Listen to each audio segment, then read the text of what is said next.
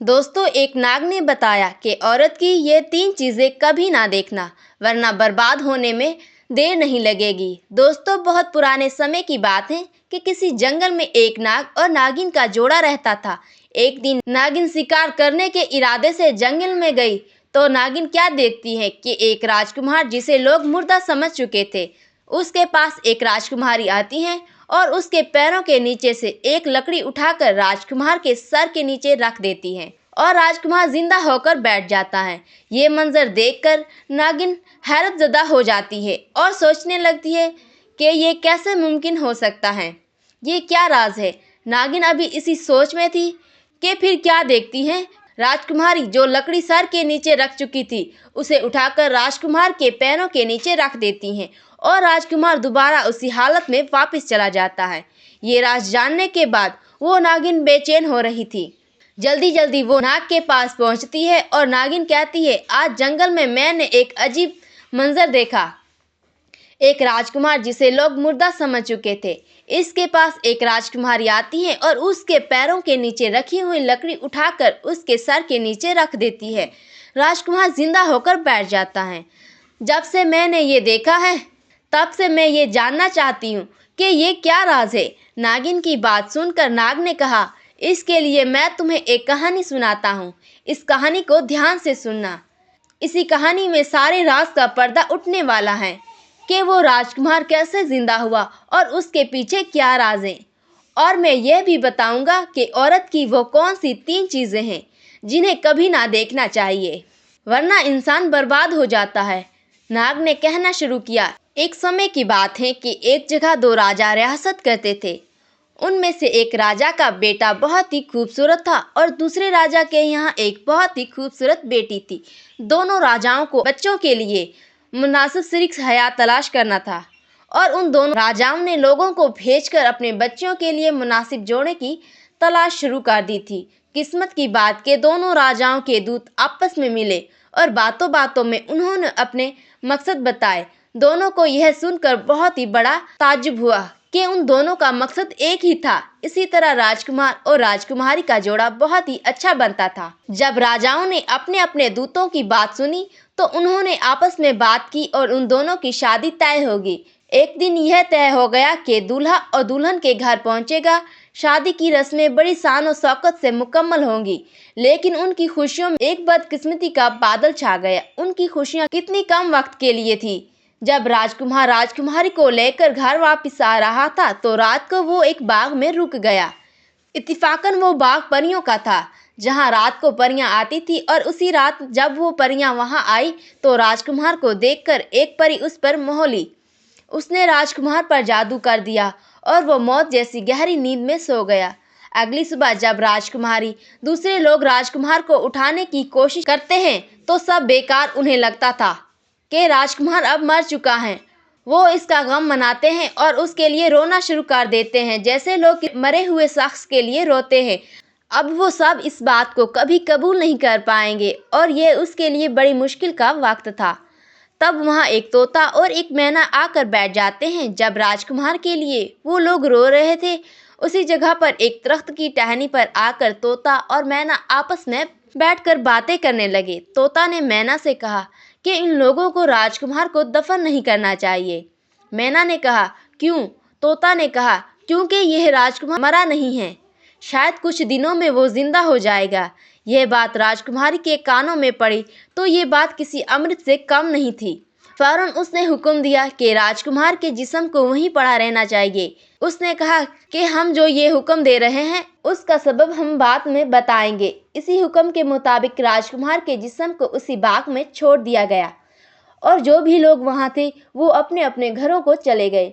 दुखी राजकुमारी और उसके लोग एक तरफ चल पड़े, राजकुमार के लोग दूसरी तरफ रवाना हुए। राजकुमारी के माँ बाप को अपनी बदकिस्मती बेटी की बदकिस्मती को देखकर बहुत ही बड़ा दुख हुआ।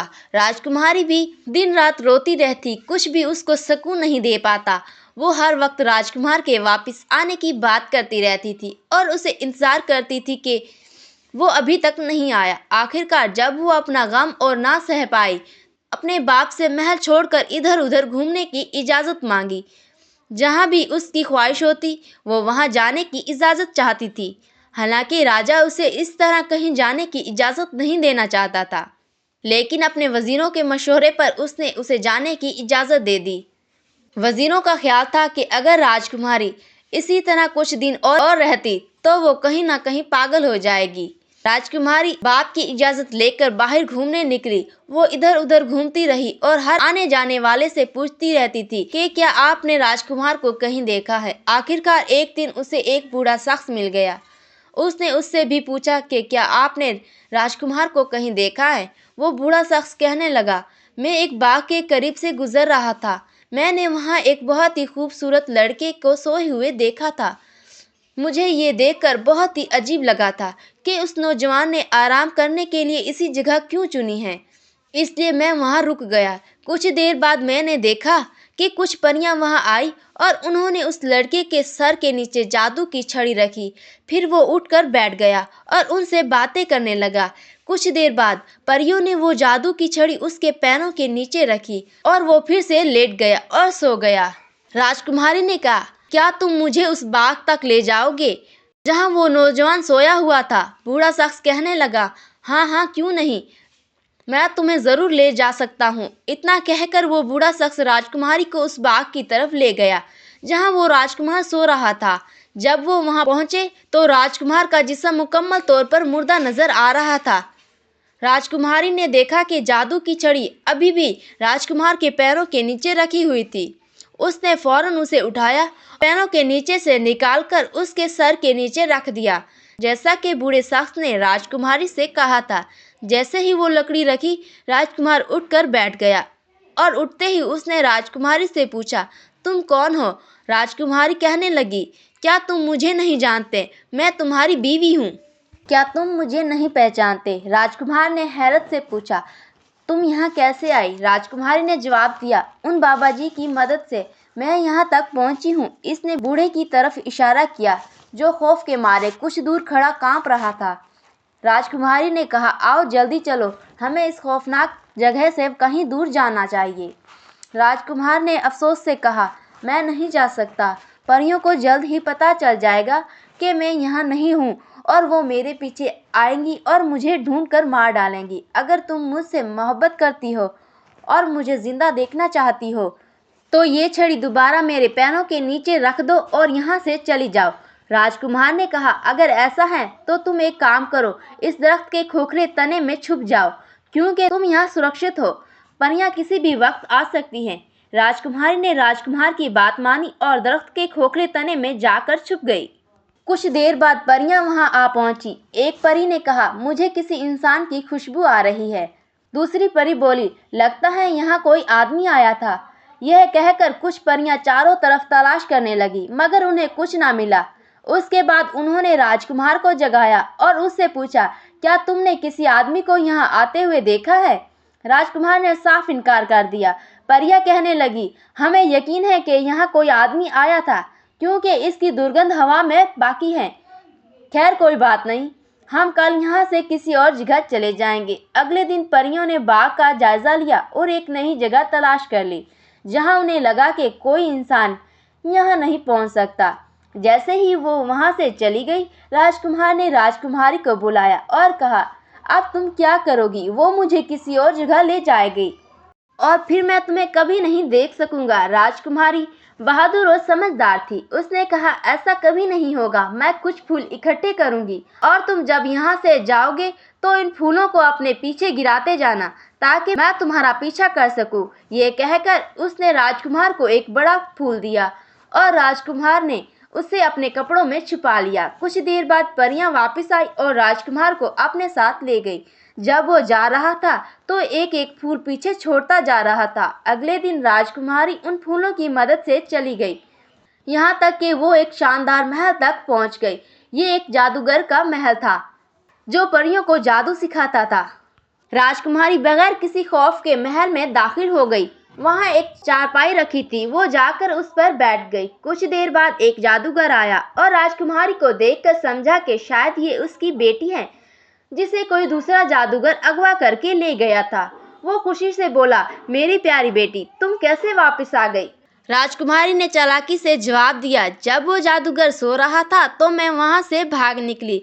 कुछ अरसे राजकुमारी इस जादूगर के पास रही। उसे सब जादूगर की बेटी समझते थे, इसलिए वो जो चाहती थी वो कर सकती थी। इस दौरान जादूगर ने उसे कई जादू सिखा दिए, जैसे कि किसी मुर्दा को जिंदा करना और दूसरों को बेवकूफ़ बनाना। एक दिन राजकुमारी ने अपने जादू के जरिए मालूम कर लिया कि राजकुमार परियों के खास जाल में कैद हैं। इसने चालाकी से कहा कि उसे वो जाल बहुत ही पसंद हैं और वो इसे पहनना चाहती हैं। पहले तो परियों ने इनकार कर दिया, लेकिन फिर भी इसे शर्त पर दे दिया कि वो अगले दिन ही जाल वापस कर देगी। जैसे ही राजकुमारी को वो जाल मिला, वो वहां से चली गई और अपने जादू से राजकुमार को आज़ाद कर लिया। राजकुमार ने हैरानी से चारों तरफ देखा। तब राजकुमारी ने पूछा, क्या तुम मुझे पहचानते हो? मैं तुम्हारी बीवी हूँ। मैंने तुम्हारे लिए अपने बाप का घर छोड़ा। मैं तुम्हारे लिए इस खतरनाक बाग में गई। मैं तुम्हारे लिए जादूगर के महल में घुसी। क्या तुम मुझे नहीं पहचानते? राजकुमारी ने कहा, अब चलो मैं तुम्हें बताऊंगी कि हमें क्या करना है। जादूगर और उसके साथी यही समझ रहे हैं कि मैं उसकी खोई हुई बेटी हूँ। अब मैं तुम्हें अपने बाप यानी कि जादूगर के पास ले जाऊंगी और कहूंगी कि मैं तुम्हारी खूबसूरती से बहुत ही मुतासर होकर तुमसे शादी कर चुकी हूँ, क्योंकि तुम एक शाही खानदान से हो। वो ये सुनकर खुश हो जाएंगे और हमारी शादी कबूल कर लेंगे। तुम बिल्कुल फिक्र ना करो, देखना क्या होता है। राजकुमारी की बात बिल्कुल दुरुस्त निकली। जादूगर ने उनकी शादी का जश्न मनाया और खूब दावत रखी। कुछ वक्त के बाद राजकुमार ने जादूगर से अपने माँ बाप से मिलने की इजाज़त मांगी। जादूगर ने उन्हें कीमती तोहफे दिए और एक जादुई चादर भी दी, जिस पर वो बैठकर कहीं भी जा सकते थे। राजकुमार और राजकुमारी इस चादर के जरिए अपने मुल्क वापस पहुंच गए और उनकी खुशी में पूरा शहर जश्न मनाने लगा। ये चादर उनके लिए बहुत काम की चीज़ थी। उन्होंने अपने खजाने को इस चादर पर रखा और इस पर बैठकर सारी परियों से विदा ली। फिर वो राजकुमार के साथ अपने बाप की रियासत में पहुंच गई। जब बादशाह की बेटी वापस घर आई और इसका शोहर जो मर चुका था जिंदा होकर और पूरी तरह सेहतमंद होकर इसके साथ आया, तो उस दिन ना सिर्फ महल में बिल्कुल पूरे शहर में खुशी मनाई गई। राजकुमार और राजकुमारी खुशी खुशी रहने लगे। कहानी सुनने के बाद नाग नागिन से कहने लगा, सुनो, अब मैं तुम्हें बताता हूँ कि औरत की वो कौन सी 3 चीज़ें हैं जिनका इत्मीनान कभी नहीं लेना चाहिए। पहली बात, औरत की वफादारी और कुर्बानी की आजमाइश कभी नहीं लेनी चाहिए, क्योंकि ये एक दूसरे पर बेइत्मीनादी को ज़ाहिर करती हैं, जिसकी वजह से रिश्ते कमज़ोर हो जाते हैं। दूसरी बात, औरत के हौसले की आजमाइश कभी नहीं लेनी चाहिए, क्योंकि अगर एक औरत अपनी जिद पर आ जाए तो नामुमकिन को भी मुमकिन बना सकती। तीसरी बात, औरत की खुददारी का इम्तिहान भी कभी नहीं लेना चाहिए, क्योंकि औरत अपनी इज्जत नफ्स के लिए कुछ भी कर सकती है। वो बड़े बड़े महलात को ठुकरा कर एक झोंपड़ी में ज़िंदगी गुजार सकती है। सच तो ये है कि हौसला, खुददारी और कुर्बानी, इन 3 चीज़ों का इम्तिहान कभी नहीं लेना चाहिए, क्योंकि इनका इम्तिहान लेने से रिश्ते कमज़ोर हो जाते हैं और जहाँ रिश्ते कमज़ोर हो वहाँ घर बर्बाद होने में देर नहीं लगती। दोस्तों, आपको ये कहानी कैसी लगी?